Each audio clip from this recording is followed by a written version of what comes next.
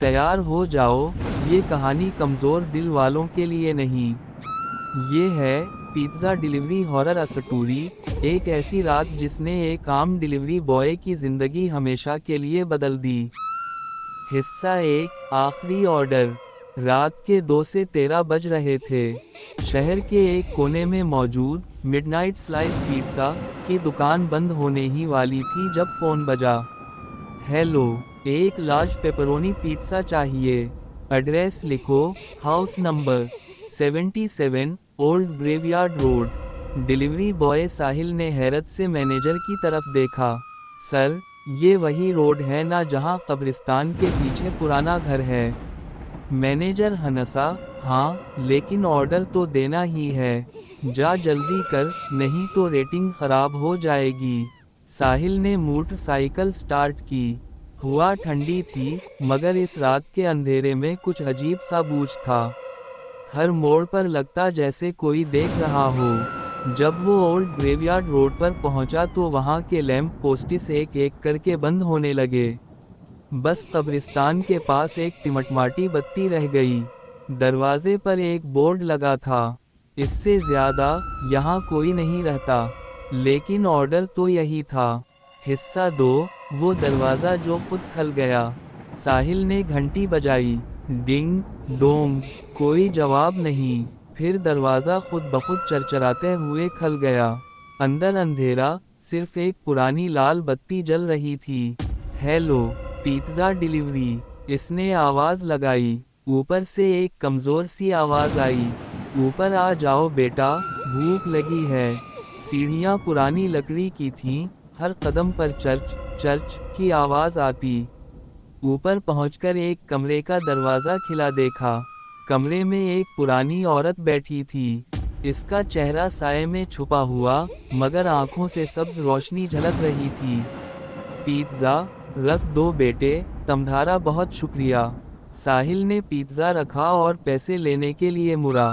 औरत की आवाज़ बदल गई।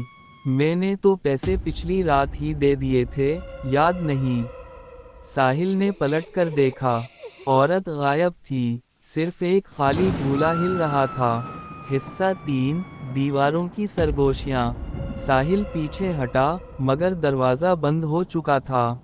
दीवारों पर से पिज़्ज़ा के टुकड़े रेंगने लगे जैसे वो जिंदा हूँ। दीवार से किसी की आवाज़ आई, साहिल, तुम भी अब हमारे साथ रहोगे।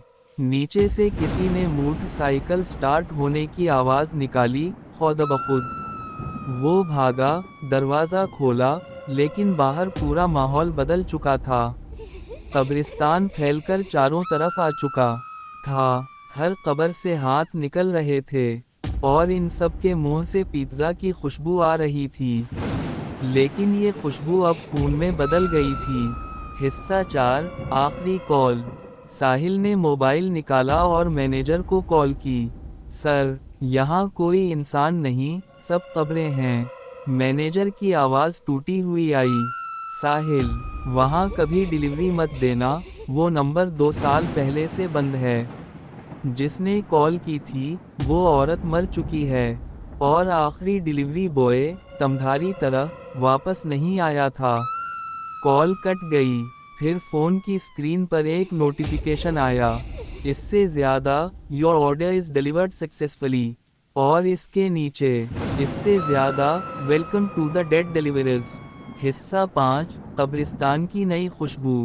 अगली सुबह जब पुलिस पहुंची, तो पुराने घर में एक गरम पिज़्ज़ा रखा था, जिसके डब्बे पर लिखा था, इससे ज़्यादा, from midnight slice pizza, delivered by साहिल।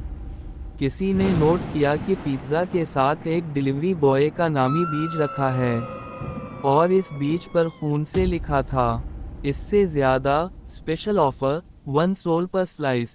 इसके बाद से, हर महीने की 13 तारीख को, मिडनाइट स्लाइस पिज़्ज़ा से खुद ब खुद एक ऑर्डर जाता है।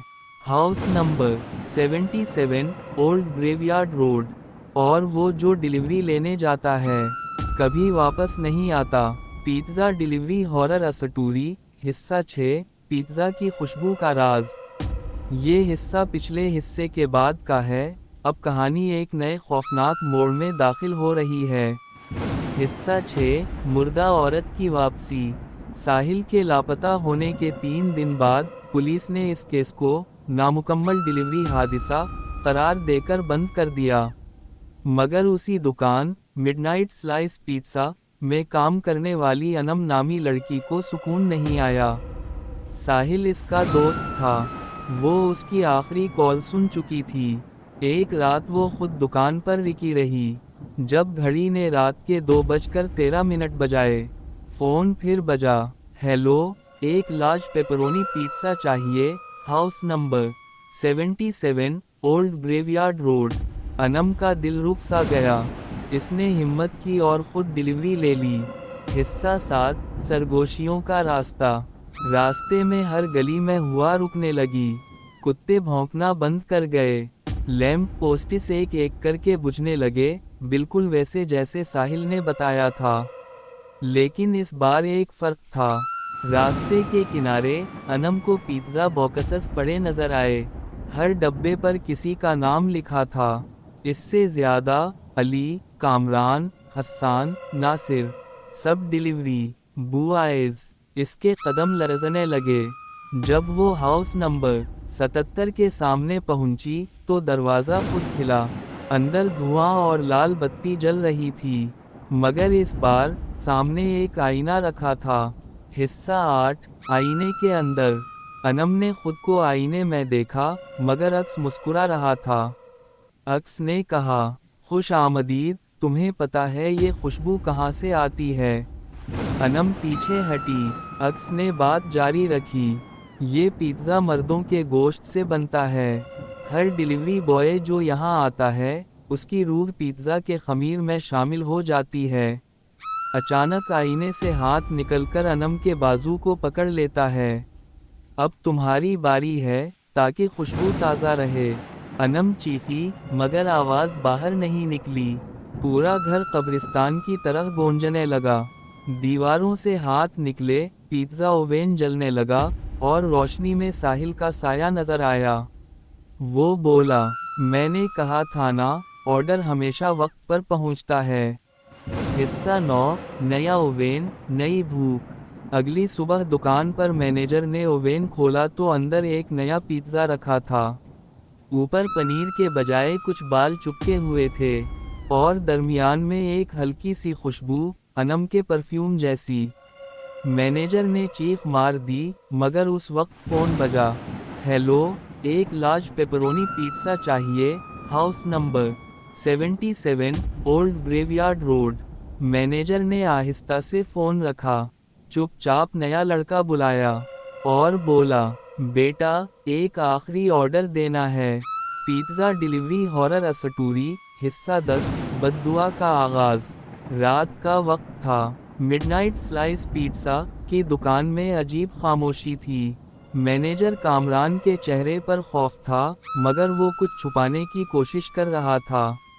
हर रोज नया लड़का आता और कभी वापस नहीं जाता, मगर कोई सवाल नहीं करता था, जैसे सब जानते हूँ, मगर बोलने की हिम्मत ना हो।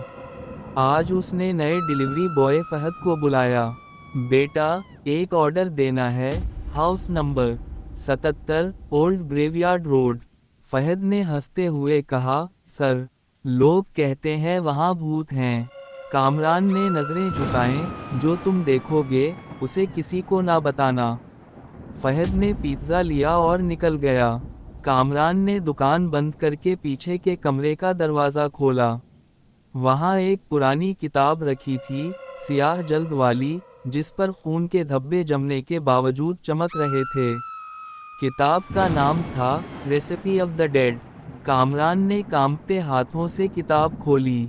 पहला सफ़हा जला हुआ था, मगर कुछ अल्फाज अभी भी वाज़ेह थे। हर वो पिज़्ज़ा जो मुर्दा इंसान के गोश्त से बनाया जाए, रूह को बुलाता है, और अगर ओवन बंद हो जाए तो वो सब जिंदा होकर बदला लेंगे। कामरान के माथे पर पसीना आ गया, क्योंकि पिछली रात ओवन बंद हो गया था। उसी लम्हे दुकान की रोशनी बुझी और पिछले हिस्से से किसी की आवाज़ आई, तुमने वादा तोड़ा, कामरान। वो मुड़ा, और देखा पुरानी औरत, वही जो हाउस नंबर 77 में रहती थी, इसके पीछे खड़ी है। इसका चेहरा जला हुआ, आंखों से धुआं निकल रहा था। इसने कहा, मैं तुम्हारी माँ थी, तुमने मेरा गोश्त पिज्ज़ा में डाला ताकि दौलत कमाओ। कामरान जमीन पर गिर गया। नहीं अम्मा, मैं मजबूर था, वो किताब ने हुक्म दिया था। औरत ने चीख कर कहा, अब वही किताब तुम्हें खा जाएगी। किताब खुद ब खुद खल गई, और इसमें से दर्जनों हाथ निकले। इन्होंने कामरान को पकड़ लिया, और पूरा जिस्म अंदर खींच लिया। सिर्फ एक टुकड़ा बचा, कामरान का बीज, जिस पर खून से लिखा था, शेफ स्पेशल। अगले दिन दुकान फिर खली। नई मैनेजर एक नौजवान लड़की थी, चेहरे पर मामूली जलने के निशान, मगर मुस्कुराहट पुरस्कार। इसने हंसते हुए कहा, welcome to midnight slice pizza, आज हमारे पास नया स्पेशल है। गाहक ने पूछा, क्या स्पेशल है? वो बोली, फ्री डिलीवरी, एक रूह के साथ। पिज़्ज़ा डिलीवरी हॉरर अस्टोरी, हिस्सा 11, रेसिपी ऑफ द डेड का आखिरी राज। रात की घड़ी ने 12 बजाए। आसमान पर काले बादल छा गए, बिजली चमकी और एक लम्हे के लिए मिडनाइट स्लाइस पिज़्ज़ा की दुकान के ऊपर लटकता पुराना साइन बोर्ड रोशन हुआ। नीचे छोटी सी खिड़की में वो नई मैनेजर, यानी जलने के निशानात वाली लड़की, खामोशी से बैठकर किताब पढ़ रही थी, वही किताब, रेसिपी ऑफ द डेड। इसने आहिस्ता से सफ़हा उल्टा। सफ़े पर लिखा था, ये किताब 1846 में लिखी गई, एक खबीस शेफ, मार्कूस डेलूर, ने। वो इंसानों का गोश्त पकाकर बादशाहों को खिलाता था ताकि वो इसके काबू में रहीं। जब वो मरा तो इसकी रूह ओवेन में कैद हो गई। अब वो हर 13 तारीख को नया जिस्म ढूंढता है, ताकि दोबारा जिंदा हो सके। लड़की ने किताब बंद की, मगर उसी लम्हे ओवेन खुद ब खुद जल उठा। अंदर से धुआं उठा, और धुएं में एक साया उभरने लगा। वही मार्कूस डेलूर, जो सदियों पहले मर चुका था। उसकी आवाज़ भट्टी की गरज जैसी थी। तुम सब ने मेरे पिज़्ज़ा से खाया है, अब तुम सब मेरे हो। पूरा शहर हलने लगा। जिन घरों ने मिडनाइट स्लाइस पिज़्ज़ा से ऑर्डर किया था, वहाँ की खिड़कियाँ खुद खलने लगें। हर डब्बे से हाथ निकले, और हर पिज़्ज़ा के अंदर से चीखों की आवाज़ आने लगी। दुकान में नई मैनेजर खड़ी मुस्कुरा रही थी। इसने कहा, मास्टर, मैंने सब तैयार कर दिया। अब तुम्हारा जिस्म मुकम्मल है। मार्कूस आगे बढ़ा, मगर अचानक दरवाज़ा टूटकर खिला। वो अनम थी। हाँ, वो नहीं मरी थी। इसकी आंखों में सुर्ख रोशनी जल रही थी। वो बोली, मैं तेरी किताब जला दूंगी, मार्कूस। मार्कूस ने चीख मारी, दीवारें लरज़ गईं, मगर अनम ने पिज़्ज़ा ओवेन की तरफ किताब फेंक दी। ओवेन से आग धिड़की, और किताब जलने लगी। जैसे जैसे सफ़े जल रहे थे, दुकान से मर्दों की आवाज़ें आज़ाद हो रही थीं। साहिल, कामरान, और दूसरे सब डिलीवरी बॉय, उनकी रूहें रोशनी में बदलकर आसमान की तरफ उड़ गईं। मार्कूस चीखता रहा, मेरी रेसिपी, मेरी ताकत। और फिर वो खुद ओवेन में खींचा गया। सुबह हुई तो दुकान राख बन चुकी थी। सिर्फ एक तख्ती बची थी, जिस पर मिट्टी में लिखा था, मिडनाइट स्लाइस क्लोज्ड फॉरएवर। लेकिन शहर के एक और कोने में एक नई पिज़्ज़ा शॉप खली। नाम था न्यू नाइट स्लाइस पिज़्ज़ा। सामने खड़ी वही लड़की हंस रही थी, चेहरे पर नए जख्म, मगर आंखों में वही सब्ज रोशनी। काउंटर पर रखी किताब में लिखा था, recipe of the dead volume 2। रात का वक्त था। शहर के बीचों बीच एक नई दुकान खली थी, न्यू नाइट स्लाइस पिज़्ज़ा। बाहर शीशे पर चमकता स्लोगन लिखा था, इससे ज़्यादा, हर बाइट में एक नया जायका, जो रूह तक पहुँचे। दुकान में सब कुछ नया लग रहा था, मगर एक कोने में पुराना, जंग आलूद ओवेन रखा था।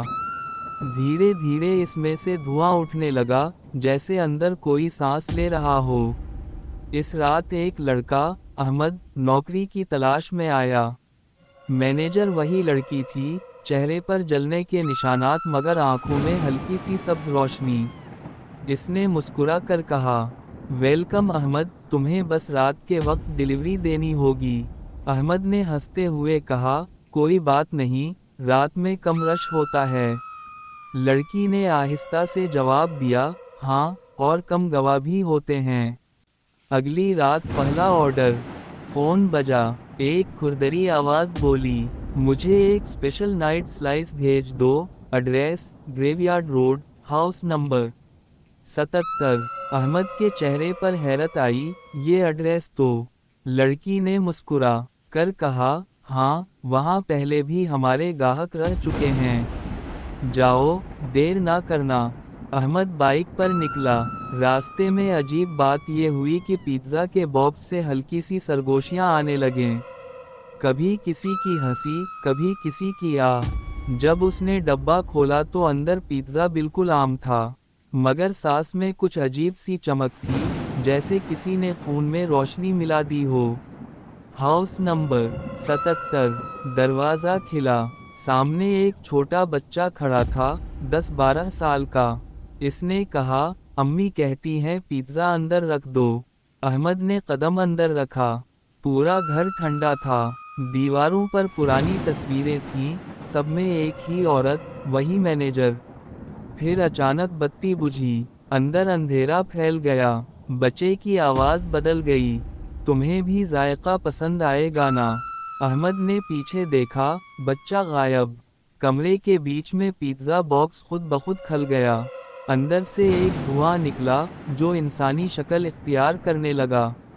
धुआं बोला, recipe of the dead volume 2 शुरू हो चुकी है, अब हर ऑर्डर एक नया जिस्म बनाएगा।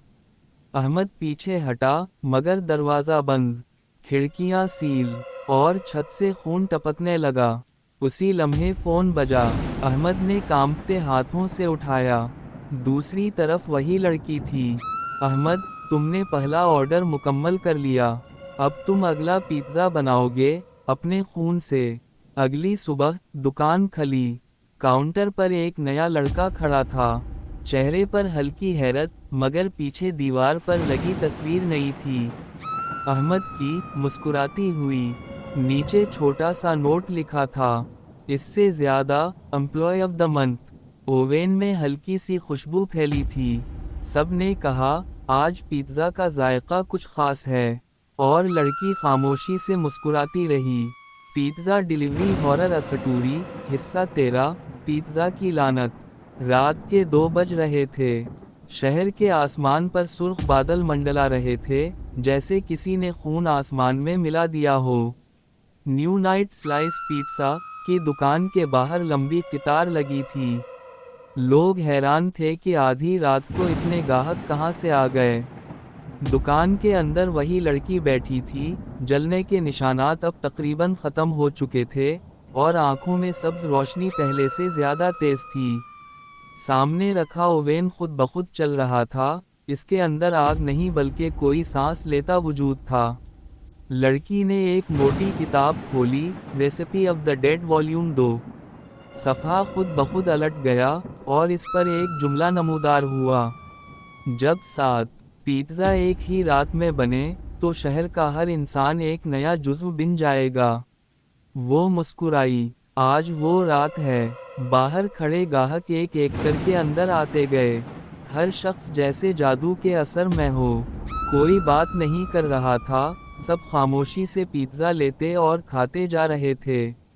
खाने के बाद इनकी आंखें सब्ज होने लगतीं, चेहरे मिट जाते और वो एक ही जुमला दोहराते, मज़ा आ गया, अब दूसरों को भी खिलाओ। रात के 3 बजे तक पूरा शहर बदल चुका था। गलियों में इंसान नहीं, चलते हुए साए थे। हर साए के हाथ में एक पिज्ज़ा बॉक्स, हर बॉक्स से धुआं निकल रहा था। पुलिस ने जब रेडियो पर इत्तिला दी कि लोग गायब हो रहे हैं, तो रेडियो में से खुद आवाज़ आई, परेशान ना हूँ, हम इन्हें खा चुके हैं। अचानक आसमान में बिजली चमकी। शहर के बीचों बीच एक बड़ा पिज्ज़ा सा दायरा बन गया, जिसके बीच वो लड़की खड़ी थी, हाथ में जलती किताब। वो चीखी, मैं इंसान नहीं, मैं किताब की रूह हूँ, मारकूस की वारिस। और आज हर शहर इस लानत का हिस्सा बनेगा। जमीन हलने लगी, दुकान फटकर राख बिन गई, मगर ओवेन जमीन में जज्ब हो गया। उसके साथ वो लड़की भी गायब हो गई। अगली सुबह शहर के लोग जागे तो हर तरफ पिज्जा शाप्स खली थीं। सबका नाम एक ही था, नाइट स्लाइस।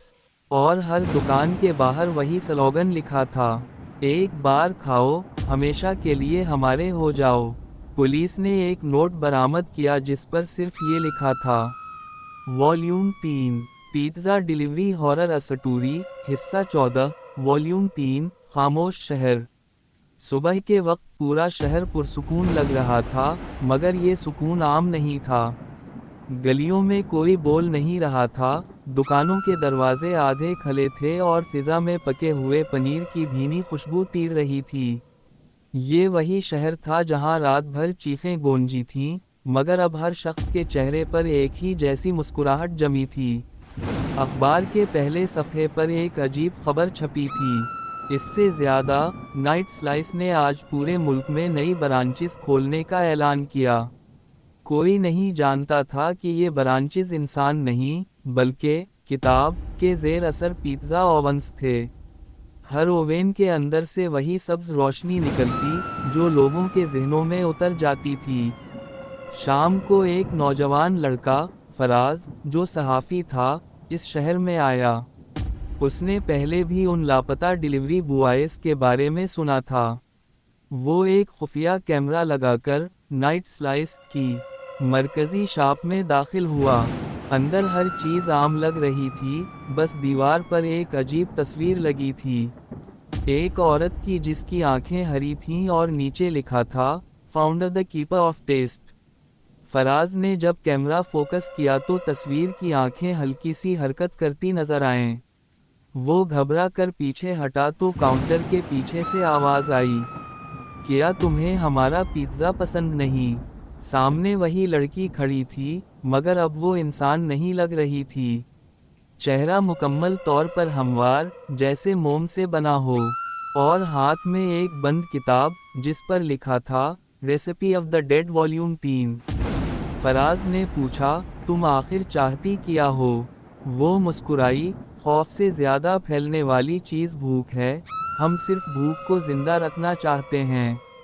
उसी लम्हे फर्श लरज़ने लगा। काउंटर के नीचे से दर्जनों पिज्ज़ा बॉक्स ऊपर आए, खुद खले, और इनमें से धुआं निकलकर हवा में घूमने लगा। हर धुएं के अंदर किसी का चेहरा, वो सब लोग जो पिछले हिस्सों में गायब हुए थे। वो सब आहिस्ता आहिस्ता फराज के गर्द जुमा होने लगे। इसने हिम्मत करके किताब छीन ली और दरवाजे की तरफ भागा। बाहर आसमान सुर्ख हो रहा था, जैसे पूरा मुल्क किसी बड़ी आफत के दहाने पर हो। इसने किताब खोली तो अंदर आखिरी सतर लिखी थी, इससे ज़्यादा, जब कोई सच जान ले, तो वो खुद अगला बाब बन जाता है। उसके हाथों से किताब फिसल गई। हुआ में एक आवाज़ गूंजी, वेलकम टू वॉल्यूम 4। और अगले लम्हे शहर की सारी नाइट स्लाइस दुकानों के साइन बोर्ड एक साथ रोशन हुए। सड़कों पर चलते लोग एक साथ मुस्कुराने लगे। ऊपर आसमान पर बादलों में पिज्ज़ा के दायरे का साया बन गया। फराज का कैमरा ज़मीन पर गिरा रहा। रिकॉर्डिंग में सिर्फ इतना सुना जा सकता था, हम सब भूख का हिस्सा बन चुके हैं। पिज्ज़ा डिलीवरी हॉरर अस्टूरी, आखिरी हिस्सा, आखिरी सिलास। रात के सुनाटे में सिर्फ हुआ की साई साई सुनाई दे रही थी। पूरे मुल्क में नाइट स्लाइस की दुकानें खल चुकी थीं। हर जगह एक जैसी मुस्कुराहटें, एक जैसी खुशबू, और एक ही आवाज़, एक बार खाओ, हमेशा के लिए हमारे हो जाओ। लेकिन कहीं दूर, एक पुराना रेडियो स्टेशन अभी भी जिंदा था। वहाँ एक बूढ़ा शख्स बैठा था, जिसका नाम फराज के बाप, हमजा, ने बताया था। इसे फराज की आखिरी रिकॉर्डिंग मिली थी।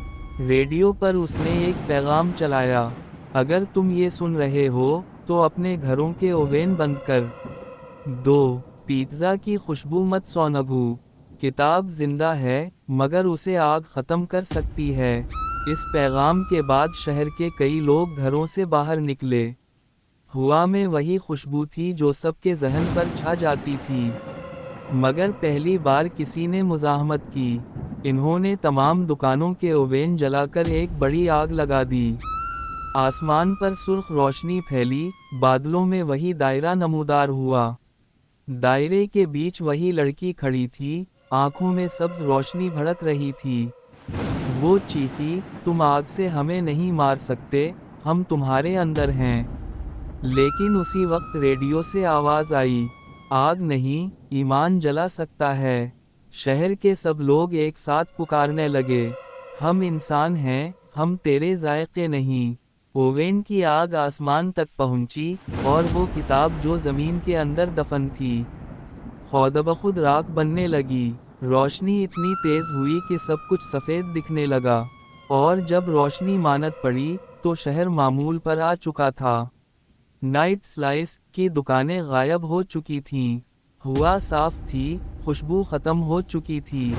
सिर्फ एक जगह राख में एक आधा जला हुआ सफ़ा मिला, जिस पर लिखा था, वॉल्यूम 3 फिनिश्ड। हमज़ा ने वो सफ़ा उठाकर आहिस्ता से कहा, हर लानत का अंजाम आग नहीं, याद है।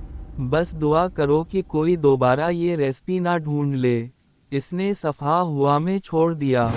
वो आहिस्ता आहिस्ता जला, और रात की हुआ में बिखर गया। इसके बाद मिडनाइट स्लाइस या नाइट स्लाइस का नाम किसी ने कभी नहीं सुना।